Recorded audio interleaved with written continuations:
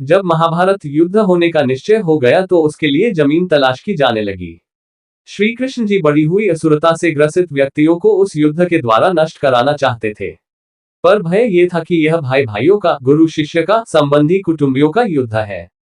एक दूसरे को मरते देखकर कहीं संधि न कर बैठे, इसलिए ऐसी भूमि युद्ध के लिए चुननी चाहिए जहां क्रोध और द्वेष के संस्कार पर्याप्त मात्रा में हो। उन्होंने अनेकों दूत अनेकों दिशाओं में भेजे कि वहां की घटनाओं का वर्णन आकर उन्हें सुनाए।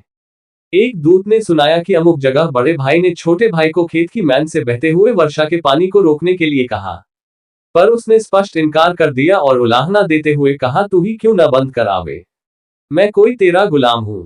इस पर बड़ा भाई आग बबूला हो गया। उसने छोटे भाई को छुरे से गोद डाला और उसकी लाश को पैर पकड़कर घसीटता हुआ उस मैन के पास ले गया और जहां से पानी निकल रहा था वहां उस लाश को पैर से कुचल कर लगा दिया। इस नृशंसता को सुनकर श्री कृष्ण ने निश्चय किया, ये भूमि भाई भाई के युद्ध के लिए उपयुक्त है। यहाँ पहुंचने पर उनके मस्तिष्क पर जो प्रभाव पड़ेगा उससे परस्पर प्रेम उत्पन्न होने या संधि चर्चा चलने की संभावना न रहेगी। वह स्थान कुरुक्षेत्र था, वहीं युद्ध रचा गया। महाभारत की यह कथा इंगित करती है कि शुभ और अशुभ विचारों एवं कर्मों के संस्कार भूमि में देर तक समाये रहते हैं। इसीलिए ऐसी भूमि में ही निवास करना चाहिए जहां शुभ विचारों और शुभ कार्यों का समावेश रहा हो।